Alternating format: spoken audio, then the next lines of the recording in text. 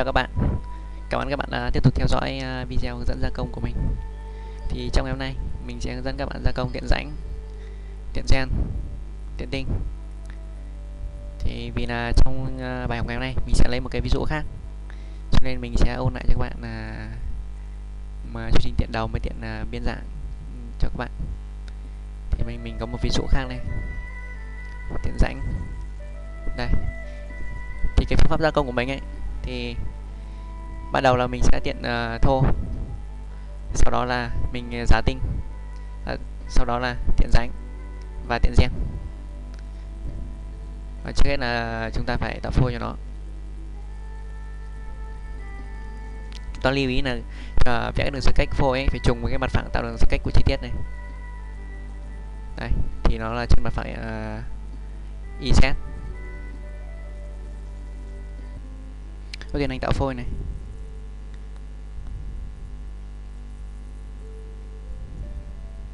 Đây, tôi sẽ tạo phôi ở đây ta để là 50, 55.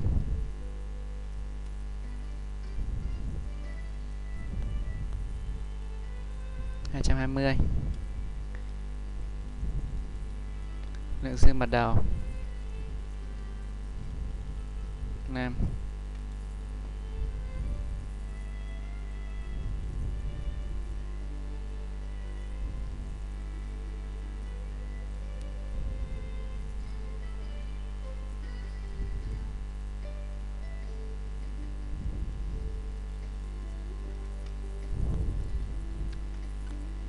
Tôi sẽ làm hiện cái sơ cách của phôi lên.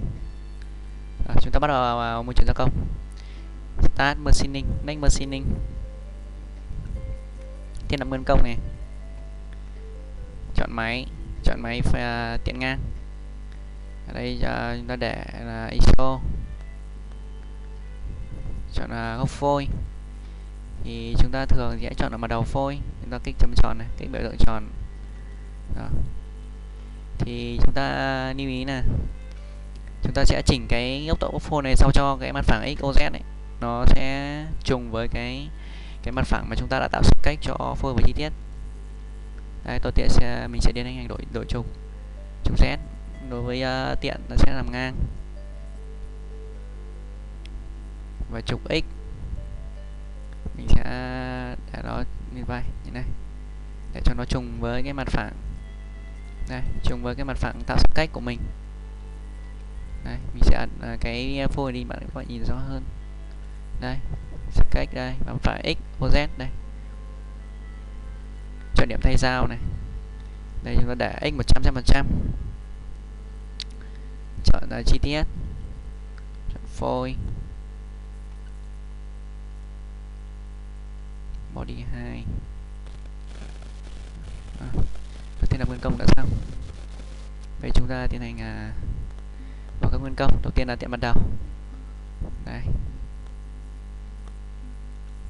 Đây, cái này chọn đường bao chi tiết, đường bao phôi. Cái này chọn đường bao chi tiết. Bên này chọn face mặt đầu. Và công việc mặt trước. Để chiều cao lớp cắt lớn nhất là 2 mm. Chọn dao, cán dao chúng ta chọn cán dao này. Rồi là chọn lưỡi cắt, chúng ta chọn lưỡi cắt hình thoi. Đây, các tốc độ thì mình sẽ để tự động. Cái này mình để rapid. Còn cái thiết lập điểm này không cần thiết lắm, bởi vì chúng ta đã để cái điểm chọn điểm thay dao là x100 rồi. Thì cái này không cần thiết lắm. Dao đã gia công. Okay. Đã xong gia công mặt đầu. Tiếp theo là mình sẽ cắt thô, gia công tiện thô, tiện dạng.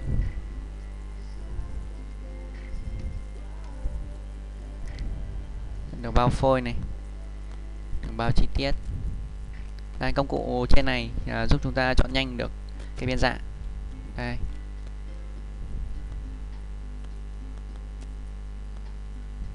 Ok.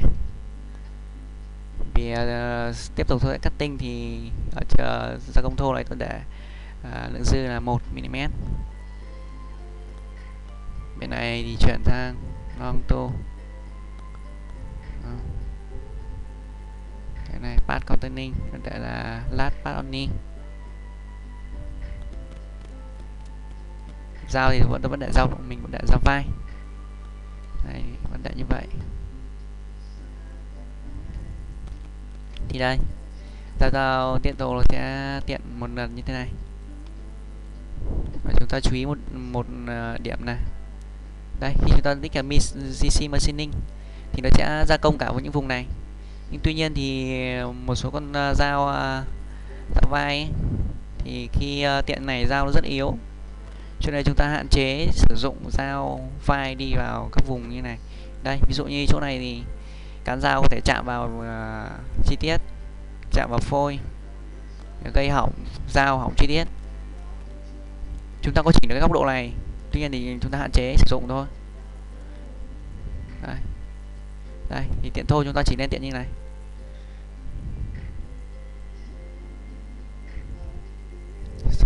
Xong rồi tiện thô thì có thể sau khi tiện thô tôi để lượng dư là 1 mm thì đây mình sẽ cắt đi, cắt tinh một lượng là 1 mm nữa. Đây, chúng ta sẽ có chương trình gia công tinh Profit Turning. Đây, chúng ta chọn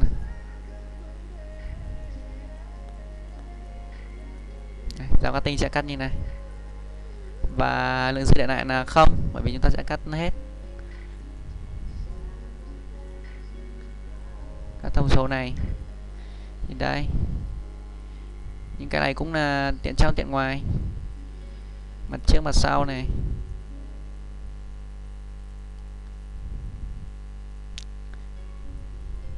Cái này cũng vậy, tương tự.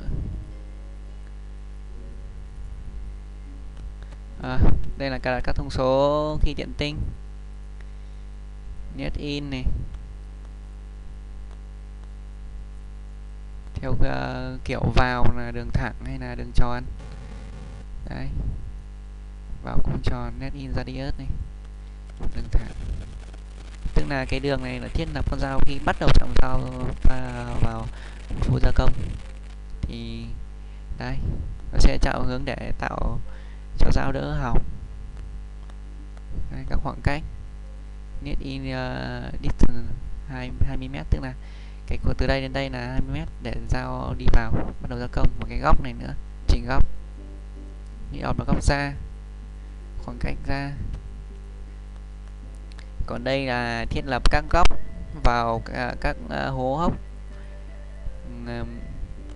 Mình sẽ chỉnh cái góc này nhiều, tức là mình hạn chế cái việc mà dao có khả năng vào các hốc mà nó sẽ bị va chạm với các lưỡi cắt, thì mình sẽ tăng cái góc độ lên để đảm bảo an toàn hơn.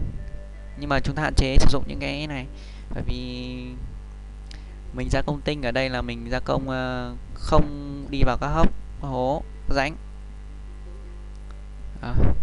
Dùng sai này. Corner processing nghĩa là định nghĩa gia công ở tại các góc. Đây là NC corner là góc vào, bắt đầu vào này. Exit là cuối cùng ra, out giờ là giữa đầu và cuối. Thì ở đây chúng ta có chọn là vát, định nghĩa gia công là vát đối góc 90 độ, hoặc là dao bo đối với các góc vuông 90 độ nó sẽ bo lại. Còn nếu như không chọn gì, chúng ta để là non, nó sẽ không gia công, không vát mà không bo. Vậy là định nghĩa về đường chạy dao khi gia công xuống hố hốc. Tương tự như các lead angle, tương tự như đường vào và ra dao. Này thì chúng ta không phải tên đạp nhiều. Cho tên này chạy thử này.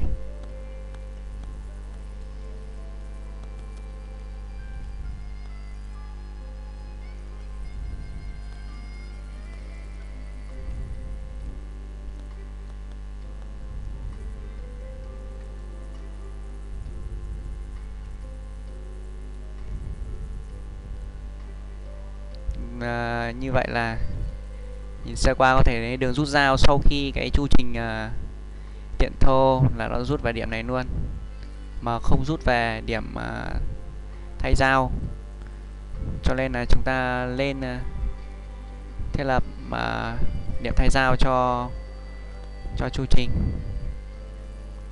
Đây ví dụ như đây điện tinh. Thường thì điện tinh thì chúng ta sẽ sử dụng một con dao khác. Bình thường thì ở các máy sẽ có các con dao điện tinh riêng. Tuy nhiên thì tôi sẽ thiết lập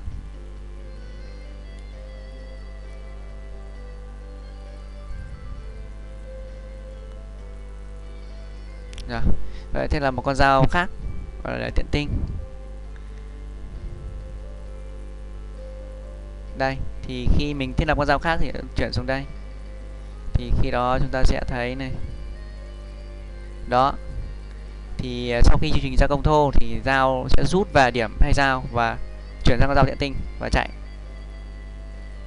Đây và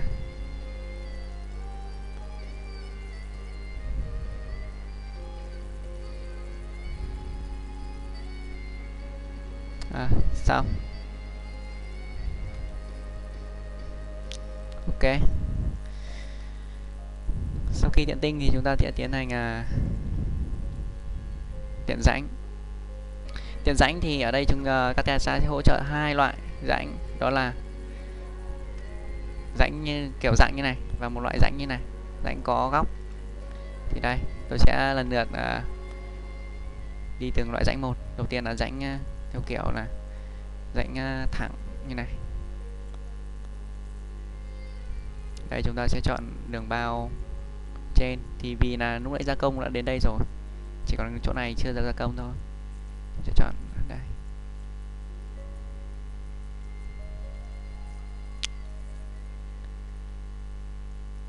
Ở đây rãnh thì tôi tiến hành mình cũng gia công thô một lần và gia công tinh một lần, nên để bắt sẽ để lại 1 mm. Còn đây là tất cả các thông số này, rãnh trong, rãnh ngoài, rãnh mặt trước và rãnh ở góc độ khác mình có thể chỉnh được đây. Thì đây là rãnh ngoài, chọn này, gia công từ giữa ra hoặc là từ bên phải sang hay bên trái sang. Rồi.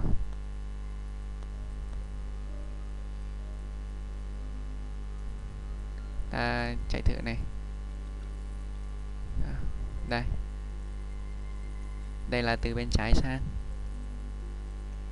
Đây là từ bên phải sang này. Đó. Từ giữa ra. Rồi, khi tích vào groove này, chúng ta sẽ thấy đây, nó sẽ gia công theo kiểu là xuống, cắt, xuống xong lên. Đây, cắt theo từng chút một, khá lâu nhưng mà đảm bảo. Thì chúng ta có thể cài đặt được, ví dụ cái này tích ở đây, chúng ta cài đặt cái này xuống bao nhiêu, mắc chiều sâu xuống này, chiều sâu rút này, xuống 1 đơn vị, 1 này, rút là 1 chẳng hạn. Đây. Đó. Mát tức là gia công lại một lần, gia công vét.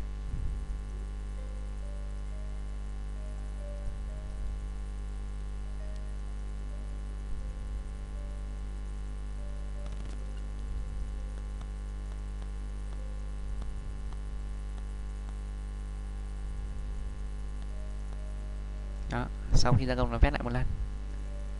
Còn under spin assist machine tức là cho phép gia công ở phía dưới trục, chính. Mình động màu sao. Thiết lập đây là thiết lập các đường vào dao, ra dao, let in này, vào, đường vào, attack này.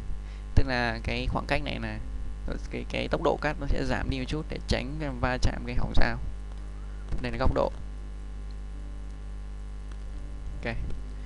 Còn đây là cái góc cho phép xuống dao khi chúng ta ấn chọn đây, chọn Group by Neighbor này thì nó sẽ tạo cái góc an toàn.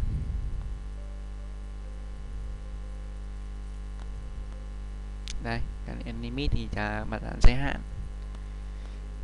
Chọn dao thì đối với dao cắt rãnh thì đây chúng ta có con dao cắt rãnh.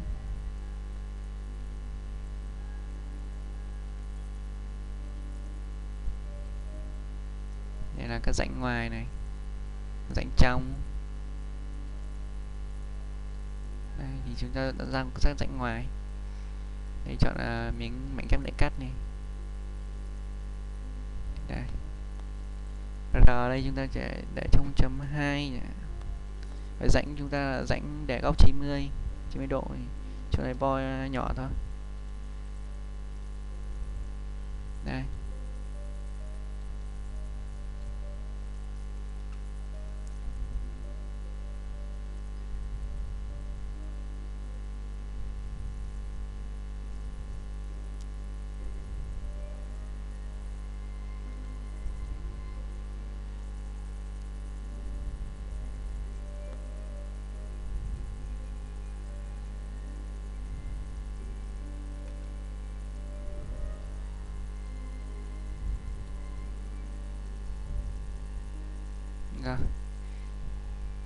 Thì ở đây nó sẽ catia sẽ hỗ trợ một chu trình tinh. Đây, tiện rãnh tinh.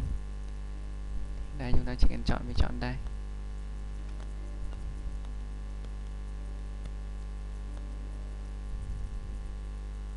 Dư để không. Và chúng ta cũng có các lựa chọn tương tự. Đây, thiết lập các thông số để vào cái rãnh.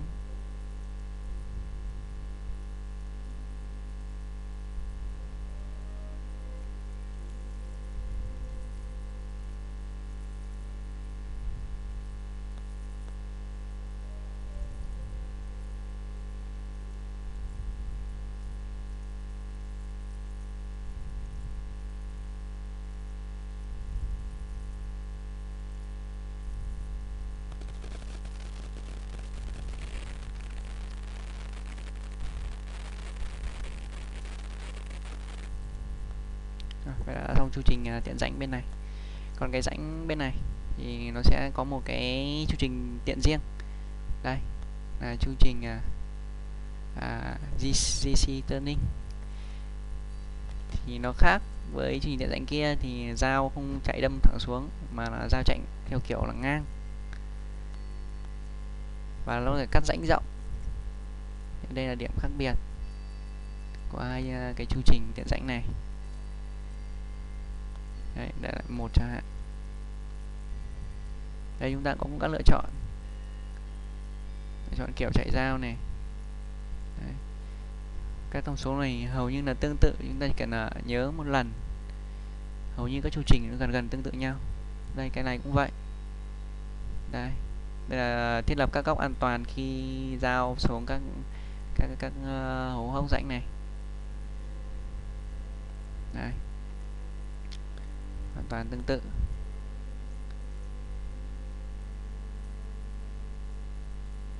Dao chúng ta cũng lấy dao tiện rãnh ngoài để cắt, rồi chọn để cắt đây. Đây. Đó. Và tiếp theo là chu trình tiện gen. Đây. Thread turning. Chúng ta chọn cái đây, chọn gen này, đường có gen, chọn chiều dài ngang là 40 chả. Bên này là chọn bước này, pit này, tiêu chuẩn này, trước sau, số đầu mối gen này, rồi thông số chiều sâu cắt này, chiều sâu cắt này. Cài đặt thiết lập các đường vào ra. cài đặt giao tiện gen này, giao tiện gen này. Đó. Đây, máy tính toán nó sẽ đã cắt này. Tôi sẽ tiến hành cắt thử đây.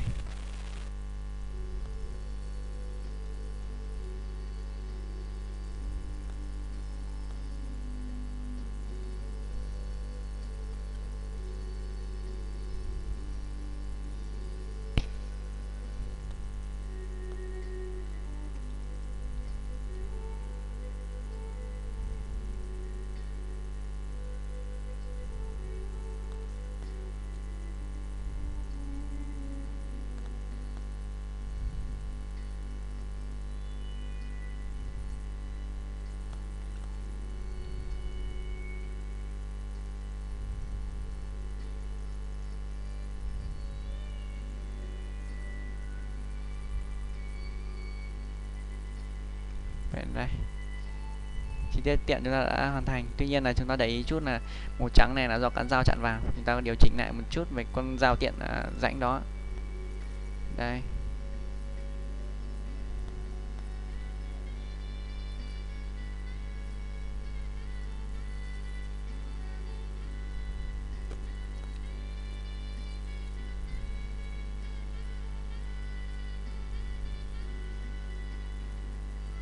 đây chính là GC machine. Đây, điều chỉnh lại chút con dao này, điều chỉnh cán dao chỗ này dài lên chút này.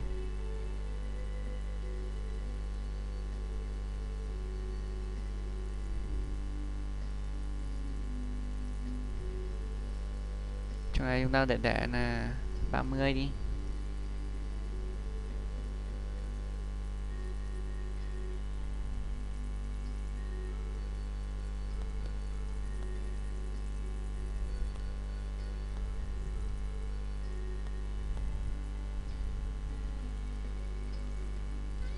Để 25 thôi, bởi vì cán dao càng dài càng yếu.